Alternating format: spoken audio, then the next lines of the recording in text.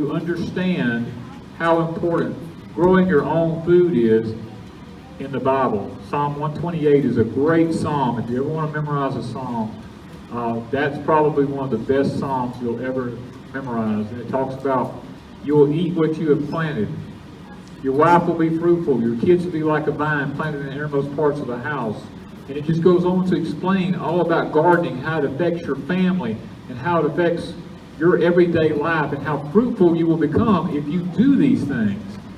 And it's really, really amazing that there's a movement in this country, and God chose to give it a name called homesteading, that's getting people back to doing what He originally planned to do in the beginning with mankind. Wanda and I do it because we started doing it. Let me put it this way. We started doing it because we had to do it. Wanda and I did not have an income for many, many years. We sit at home lots of times. Wanda would freak out, and she'd go, "How are we going to pay the power bill?" After I said, "I don't know, but God's good," you know. My name is Jess. This is Maya, and we are from Roots and Refuge Farm, where we have an actual small homestead. We're working with 4 acres, about 40 minutes down the road from VW Family Farms in Central Arkansas, where we have, small homestead things. We have a small herd of dairy goats, we have some chickens and some ducks, and we have about a 10,000 square foot garden, and I would say that the majority of the food that we grow comes out of that space. We also have 180 head of cattle. 4 acres.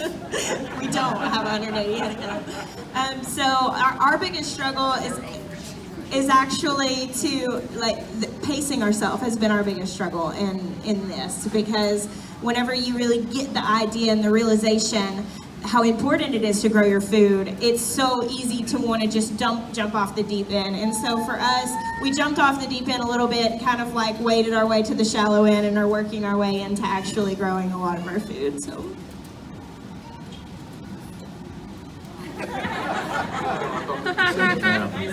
I'm Tommy. I'm Patty. And we are, I'm just kidding, from Alderman Farms, and Tomas, our grandson over there. And we live on 116 acres that nobody ever bought. Been in the family for about 150 years. Part of a whole section that was awarded in a land grant back in the 1800s. And it's mostly timber, so we have about 10 acres that isn't timber that we have as pasture and garden plots and whatever. We raise dairy goats, chickens, turkeys, American guinea hogs.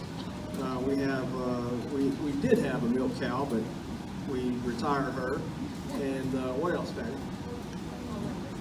Oh, that's my job to not. It's my job to not listen. Oh, hey, I'm on film.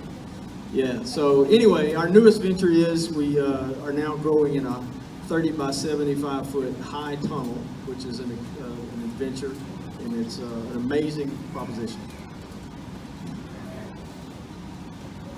I'm Mike. Jenny. Okay. He always does this. Okay, we're Pratt Family Homestead. We are from Southern Michigan. We have 10 acres, 4 beautiful kids. One's sweaty. We have kinder goats, chickens, ducks. We raise pigs every year, and a horse, 2 dogs, and a rabbit, and bees. We do bees, and we have quail. We have multiple gardens. I think kind of along with Jess, our biggest struggle is pacing ourselves. We get gung-ho into everything, and then we don't know what to take care of first, because then it seems like everything needs to be done all at the same time. So he's the accelerator, I'm the brakes. He comes up with the ideas, and I like to know more. I have all these great ideas. I help get them implemented, and then I go to work for 40 hours. Yeah. So 2 years, an example, 2 years ago, he was like, we should buy fruit trees. Okay, let's buy fruit trees. So we bought 11 fruit trees. And then I spent the next 3 days planting 11 fruit trees. So, yep, that happens, but it's all good. So yeah, we have fun on our 10 acres, doing what we can and raising the kids. Hi, Hi everybody, I'm Ben, and this is Full House Homesteaders, and we live on about 120 acres each. We share with my father, and he has a lot more than that, but that's where our little farm we live on. And we have a few cows, not a whole lot of them, and yeah, we milk meat, and we turned it into hamburger meat, and we try to stay out of the stores and just try to process our own meat. Live out of the garden, of course, like y'all are all doing, which is fun because we have so many projects going on. I just can't keep it all straight. Yeah, so yeah, our biggest. Eat the mic. Okay, our biggest It won't hurt you. problem to overcome would probably be like, he has his way of doing things and I have mine, and trying to overcome that. Trying to coexist, yeah. We're a blended family, so he has his children, I have my children, we come together, and now we're one big happy family. And one on his, hers, and ours. Yeah, there you go. So, so 9 altogether, but 8 in the house. When this one's born, we'll have 8 in the house. But he did his growing up on a farm, and then I did my homestead, and then when we came together, it was kind of like, he had his way of doing things, I had my way of doing things, so it's been that's probably been the only struggle we've had is, can we compromise? Who's right? I'm a very neat, organized garden planner, and she's like, let's put it all out here, and the kids are like, I'm like, what are y'all doing? And they're just like throwing it over, and I'm like, no. So yeah, it's fun though. Every day is fun, and I love it. I wouldn't change it for the world. Dan, tell us about, Lord, it's cold right here. They're coming down. yeah, put Mike and Jeannie down there. My name's Dan Refford. I have a 12-acre homestead, well not a homestead, but a 12-acre home place in East Central Mississippi. I don't consider myself to be a homesteader. I'm a half-steader of sorts. I am a full-time police officer in the state of Mississippi. So I have a full-time job, and then when I get home, I go to work again. I have chickens and horses and goats. Nothing over at my home place gets ate. They all pets, but my chickens lay eggs for me, and of course, I have several raised bed gardens that provide me food. I just got the mindset that I wasn't gonna buy any vegetables from the store anymore. I was gonna grow my own stuff. So that's a little bit about me. Ma'am, which one? Lord, don't let nobody dull you, shine. I mean, nobody. This is not for anybody in particular, but anybody that wants to address it. For those of you that were not raised this way and made a transition, just a little bit about what lit your fuse. You know, what got you to the point of using it when it was different. That was one of the questions. Okay. So we Somebody had, on the panel who didn't grow up homesteading, We had made a the transition. we had a question on the thing that this was what we did with the teaser. I asked each one of them what got them into homesteading. So maybe we'll let you guys hear a little bit. We'll start hearing rundown on what got them into it or what brought them to that transition. Good question. Okay, I was raised in Memphis, and it's, metropolitan area. I had family in Mississippi that I would visit every summer, and that's where I learned how to shell peas, how to grow tomatoes, how to fry green tomatoes, how to make cornbread. Once I had started having children, I realized there was no way I wanted to raise my kids in Memphis. And the slower paced lifestyle. And then once, of course, I started getting into what was in our food, and my kids had allergies and reactions to vaccinations. And once your family gets sick, once you lose your health, it all changes. What he said, his wife died of cancer. So you realize, okay, it's either do or die. So that's what got me into it, was my kids getting sick. I've always been, from that tall, I was milking cows. We milked 400 cows and then row cropped at that time and done always. So, yeah, I was always loved it. Yeah. That's, I was born and raised in Alaska, and a lot of outdoor stuff, a lot of that, this and that, but no real homesteading anything. Jenny was born and raised basically country living, but again, maybe small gardens and not really this. Yeah, maybe not really this. And then she and I have always talked about doing a little bit of prepping when we first met, started building up some food stores and stuff, and it didn't really go anywhere. And then I talked to a friend at work that had chickens. I came home and told Jenny we're ordering some chickens. And the chickens came, and we still lived in a city that did not allow chickens. And we started house hunting, and we were kind of looking just for country living, I think. We weren't really looking, I mean, the chicken and the eggs was kind of cool, but, and then we went and looked at the first place we looked at had a barn. Well, then we need a barn. We need and then before we even knew we were moving, where we were moving, I'm researching goats, and I'm researching planting corn and planting this and that, and it went crazy from there. It might be downhill in her opinion from there.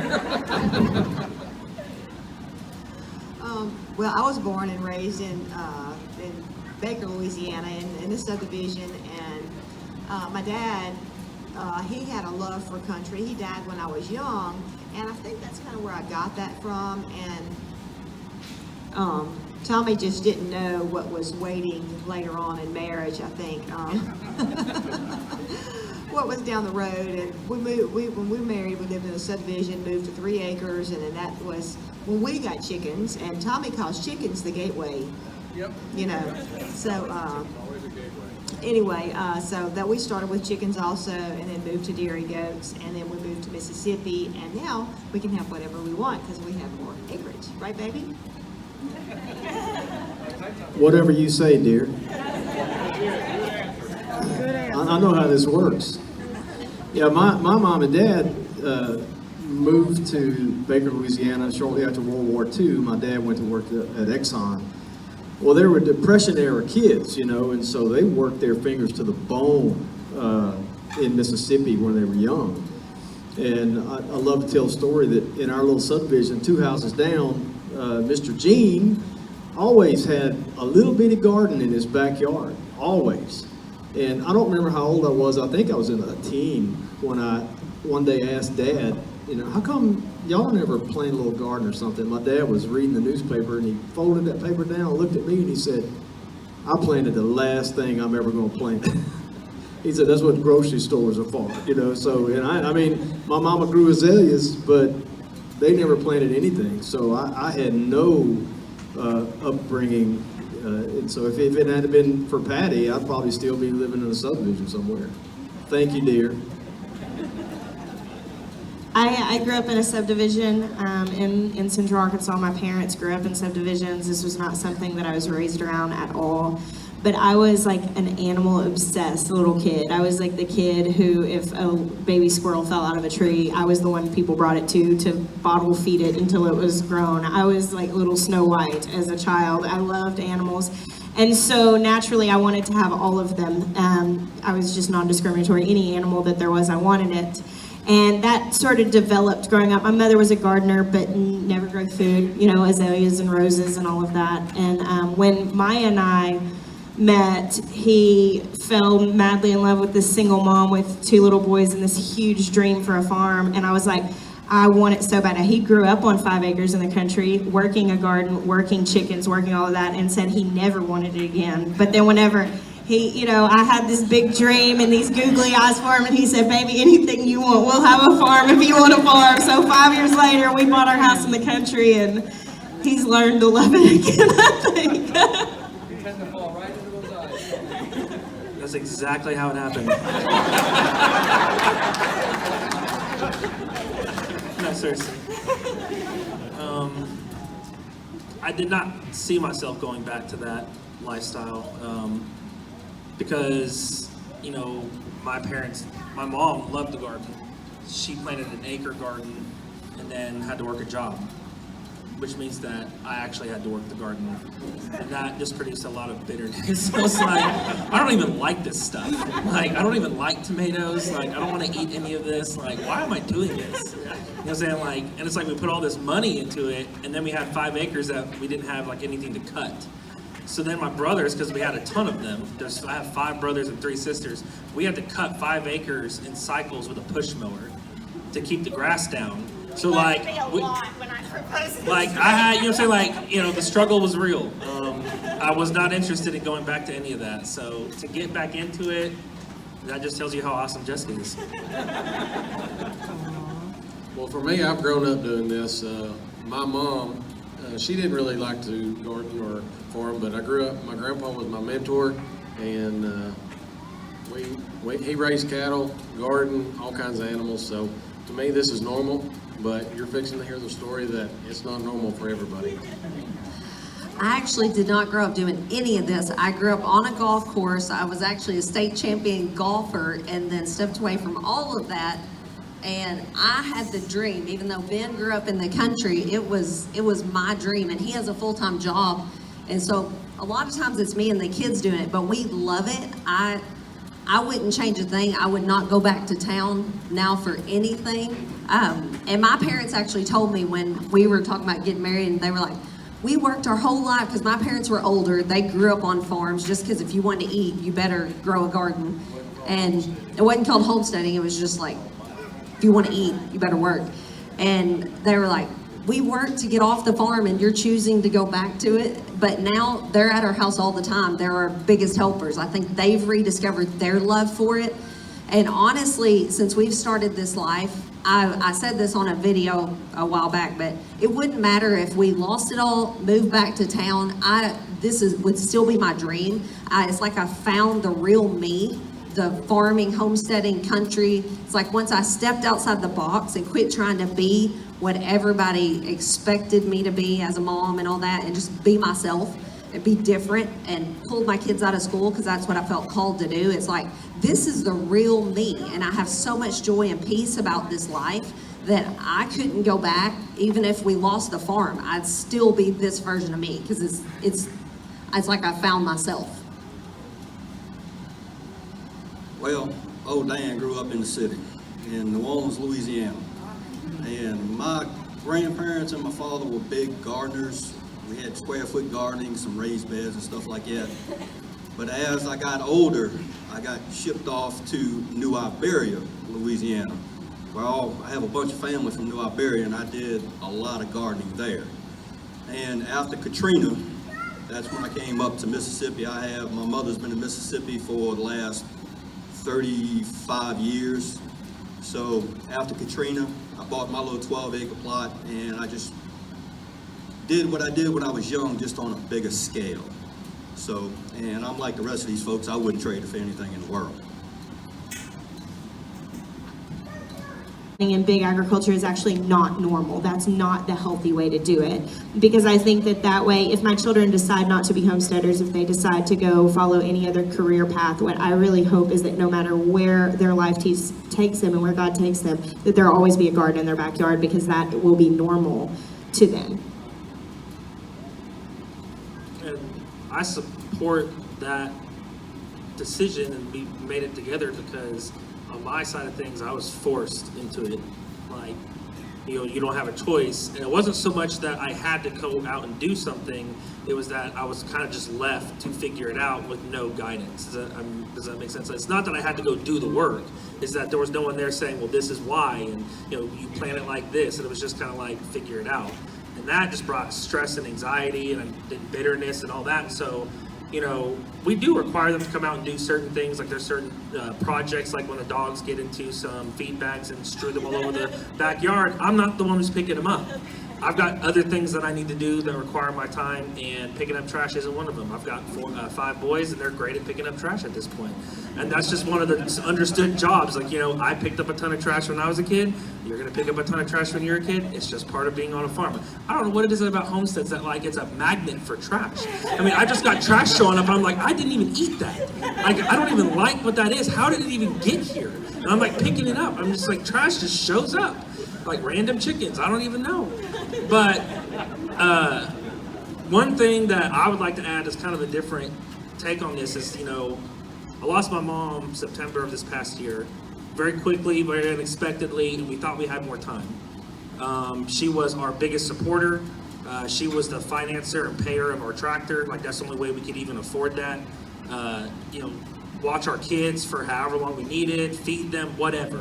Like finances, time, she was she was huge for us.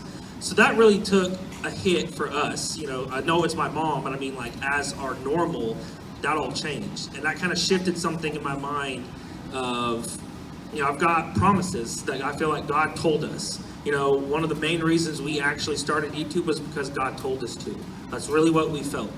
And so we just did it, you know, didn't do it right the first 2 times. It's like we start, walk away from it, start, walk away from it. But finally we did it, and really did it like unto God, as if it was worship, like it's what he asked us to do. And we, you know, he just blesses it. That kind of, all that happening this past year has shifted my mind into more of a legacy mindset. So I've got these promises. I want to have cattle. Like, you know, this is Ben Vincent. He's who I call him my farm dad, because he has 700 acres and 180 head of cattle, and I'm like, one day I'm gonna be like my dad. You know, I have 4 acres and you know, a few animals, and I'm like, you know, I'm in grade school. You know what I'm saying? Like, he's got an established career. I want to get there. Huh? Yeah, and I'm his YouTube daddy. So whenever he has YouTube questions, I'm like, oh no, you just gotta click this thing. He's like, oh, thanks. So I'm just giving him a hard time. Anyways, there's things I want to do bigger. I want to do more, like the pacing yourself. You know, one of the reasons we got into trouble with that is because, like, I want all the stuff, Jessica wants all the animals, like, I want to be doing everything, and I want to be doing it all well. You know, I want to have 50 beehives, and I want everything. But I want it to be done to excellence, because God enjoys excellence. You know, when the garden was finished, and he said, it is finished, it was at excellence. Does that make sense? Amen. Like, there wasn't like one part not finished, and he's like, don't look over there. Everything else, you know, and everything was done. And that's how I really want my place to be. It just takes time and work. And I was just rushing and stressed. Gotta get it done. There's so much to do. And I mean, and you just feel all this pressure to get all this stuff done. And when all this happened and everything just kind of froze and everything kind of just slowed down, I was like, you know, I need to shift my mindset to more of a legacy thing.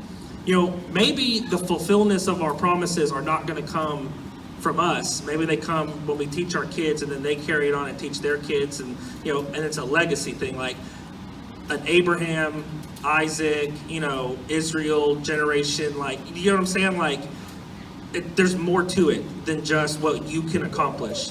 When my mom passed and everything that's going on, like, you know, I don't know what happened in between the 2 generations, but, you know, inheritances are not a common thing these days. You know, a lot of times people are leaving their kids with debts or, you know, unfinished things. And, you know, back, you know, years ago, that wasn't the case. You know, there was inheritance. My grandmother got a massive inheritance from her dad from their land in Newfoundland. That was normal. You would pass something down. Biblically, inheritance is huge. I mean, our inheritance is eternity with Christ. Like, inheritance, obviously God put emphasis on the importance of it. I want to shift people in our generation back to establishing a legacy for inheritance for their kids. Leave them something of value, not, you know what I'm saying? Like, I guess I'm just rambling, I feel like now, but all right, Ben, let's see what you got. Now you want me to follow up after that? Yeah. I'll make mine short and sweet. She asked how to get your kids to work. I think the easiest way I've made mine is make it theirs and make it money. I mean, they've grown up doing this pretty much their whole life, but I've tried to teach them responsibility and the respect of money, that you're gonna have it to live with.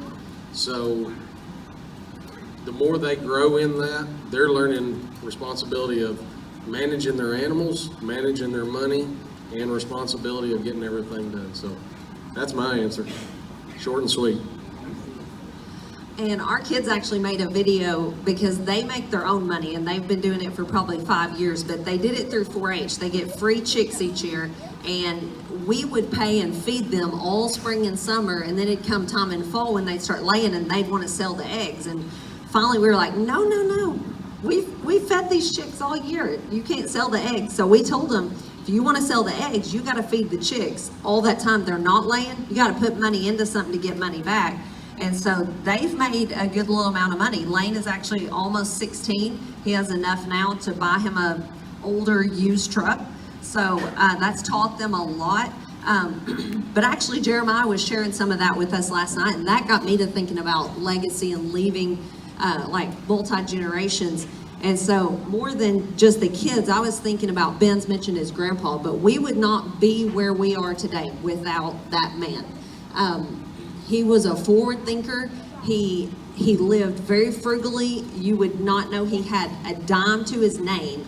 He drove these old beat up vehicles and lived very frugally, but when land would come up for sale, he would buy all the land he could for like $100 an acre until he amassed this farm that he then left to his daughter, which is my mother-in-law, and then we share it.